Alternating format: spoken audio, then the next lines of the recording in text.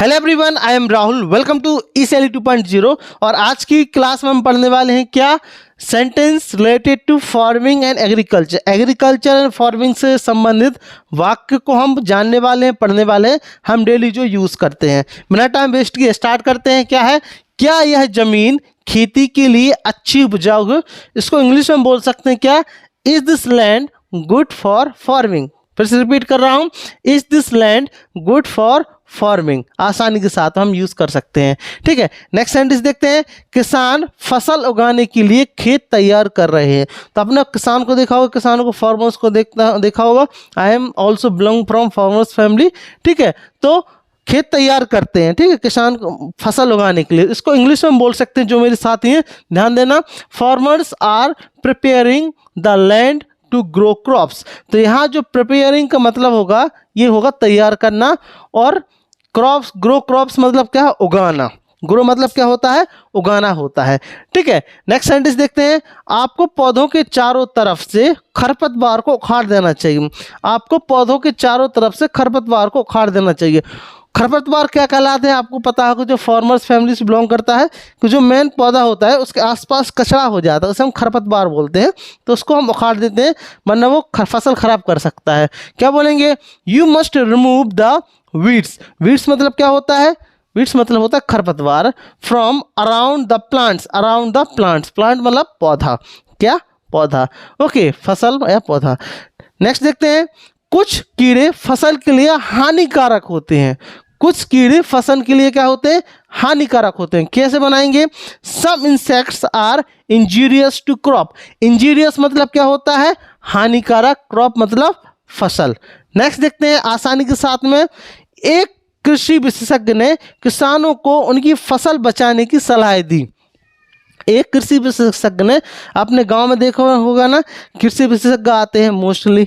ठीक है, तो फसल बचाने की उन्होंने सलाह दी। तो क्या होगा, एन एग्रीकल्चरिस्ट। ठीक है, इसको बोलते हैं कृषि विशेषज्ञ। एग्रीकल्चरिस्ट मतलब कृषि विशेषज्ञ। एडवाइज्ड, एडवाइज्ड मतलब सलाह देना। किसको दी, to the farmers to protect their crops, to protect their crops. फसल को बचाने के लिए कृषि विशेषज्ञ ने सलाह दी, विशेषज्ञ ने। नेक्स्ट देखते हैं। चावल नम भूमि में उगाया जाता है। ठीक है, पता होगा ना, जो चावल उगता है, हम लोग मध्य प्रदेश से बिलोंग करते हैं, डिस्ट्रिक्ट मेरा सागर है, तो वहाँ चावल थोड़ा सा कम होता है आसपास। तो क्या होता है, चावल नम भूमि में उगाया जाता है, नम जमीन रहती है, उगाया जाता है। इंग्लिश में बनाएंगे, rice is grown in wetland. ये सेंटेंस कौन सा है, ये सेंटेंस हमारा है कौन सा, मैं आपको बता दूं, ये हमारा है पैसिव का, उगाया जाता है। ठीक है, तो rice is grown in wetland. तो ये ग्रोन है, ग्रो का थर्ड फॉर्म है, ग्रोन। नेक्स्ट देखते हैं, आसानी के साथ में। उन्होंने 5 फीट के फासले पर पौधे आरोपित किए। उन्होंने 5 फीट के फासले पर पौधे आरोपित किए। आरोपित करना मतलब होता है लगाना, इम्प्लांट करना। ठीक है, तो क्या होगा, दे हैव प्लांटेड। आरोपित करना मतलब लगाना, तो they have planted the trees at 5 feet interval. 5 feet intervals, 5 feet की उससे। ठीक है, नेक्स्ट देखते हैं। यह जमीन ज़्यादा ऊंची होने के कारण कृषि उपयुक्त नहीं है। मतलब कोई जमीन ज़्यादा ऊंची हो जाती है तो कृषि की उपयुक्त नहीं होती, कृषि की, ठीक, उसके लायक नहीं होती है। इंग्लिश में बनाएंगे, दिस लैंड। लैंड मतलब क्या होता है, जमीन। तो this land is not suitable. Suitable मतलब क्या होता है, उपयुक्त। तो this land is not suitable for cultivation because of very high. ज़्यादा ऊंची होने के कारण जमीन क्या नहीं है, उपयुक्त नहीं है। आगे सेंटेंस देखते हैं। चलिए आगे देखते हैं, आसानी के साथ में, जो कि आप यूज़ कर सकते हैं। सेंटेंस क्या है, आप खरगोशों के नुकसान से अपनी फसल को कैसे बचाते हैं। खरगोश समझते हो, जानवर रहते हैं, खरगोश काफ़ी प्रकार के रहते हैं, उनकी फसल को कैसे बचाते हैं, कैसे बचाते हैं, इंग्लिश में क्या बोलेंगे, how do you prevent your crop from rabbit attack. ठीक है, how do you prevent your crop from rabbit attack. ठीक है, अब इस प्रकार का नेक्स्ट सेंटेंस है, इसी से रिलेटेड है। क्या है, खेतों को जंगली जानवरों से बचाने के लिए खेती की चहार दीवारी कर देनी चाहिए। चहार दीवारी मतलब होता है हम लोगों की भाषा में protection. The field should be fenced to prevent from wild animal. Okay, the field should be fenced to prevent them from wild animal. ठीक है, अब फेंस्ड मतलब यहाँ होगा जैसे हम लोग के पास तार फेंसिंग बोलते हैं, तो फेंसिंग का इंग्लिश वर्ड है फेंस्ड। हम लोग ये यूज़ नहीं करते हैं, चार दीवारी, आई डोंट नो इसको क्या बोलने लगे हैं। ठीक है, नेक्स्ट देखते हैं आसानी के साथ में। उसने बीजों को खेत में बोया और मिट्टी से ढक दिया।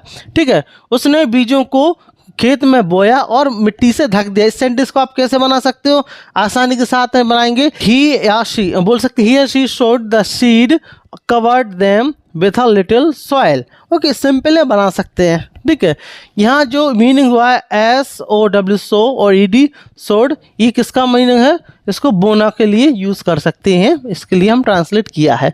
नेक्स्ट सेंटेंस देखते हैं। उस क्षेत्र में किसान बरसात के विकल्प में सिंचाई व्यवस्था अपनाते हैं। उस क्षेत्र में, किसी क्षेत्र की बात कर रहे हैं। ठीक है, तो बोल सकते हैं in this area farmers used irrigation to supplement rainfall. Supplement rainfall मतलब क्या होता है, यहाँ सप्लीमेंट का मतलब हुआ है क्या, मतलब विकल्प के रूप में, मतलब सप्लीमेंट मतलब विकल्प के रूप में, रेनफॉल के रूप में, जो कि हम इरिगेशन सिंचाई का यूज़ करते हैं। तो आई होप काफ़ी ज़्यादा ईजी हो रहा होगा आप लोगों के लिए। नेक्स्ट देखते हैं। आज फसल के लिए मौसम बहुत लाभदायक है। आज फसल के लिए मौसम बहुत लाभदायक है, लाभदायक है बोलते हैं ना, मौसम अच्छा है, लाभदायक, फसल अच्छा है। ठीक है, तो क्या बोलेंगे, the weather is very useful for harvest today. ठीक है, तो यहाँ जो हार्वेस्ट आप देखो, हार्वेस्ट का मतलब एक तो होता है फसल काटना, और फसल भी इसका मतलब होता है। ठीक है, नेक्स्ट देखते हैं आसानी के साथ में। देखो बीज अंकुरित हो गए। देखो बीज क्या हो गए, अंकुरित हो गए। क्या बोलेंगे, look the seeds have sprouted now. क्या बनाएंगे, क्या बोलेंगे, look the seeds have sprouted now, आसानी के साथ में। ठीक है, ये लास्ट सेंटेंस इसका बटन लिस्ट। ट्रैक्टर को कृषि कार्यों में सभी तरह की मशीन के रूप में प्रयोग किया जाता है। ट्रैक्टर को पता है ना, सही प्रकार की मशीन के रूप में यूज़ किया जाता है। क्या इंग्लिश में क्या बोलेंगे, tractor is used as a multipurpose machine in agriculture. Okay, तो आई होप यह वीडियो आपके लिए यूज़फुल रही होगी। यदि आपको यह वीडियो लेसन अच्छा लगा हो तो प्लीज़ इसको लाइक करें। अपनी इंग्लिश स्पीकिंग में जितना ज़्यादा आप यूज़ करना चाहें उतना ज़्यादा करें, ताकि आप अच्छे से इसको अपनी स्पीकिंग में ला पाएँ, क्योंकि जो भी फार्मर्स फैमिली से बिलोंग करता है आई थिंक वो जरूर से जरूर रिलेट कर पाएंगे। और मुझे ऐसा लगता है 95% we are the farmers family. तो इसी प्रकार की वीडियो के लाइक, सब्सक्राइब एंड शेयर करें ECL 2.0 को। Thank you very much, thanks for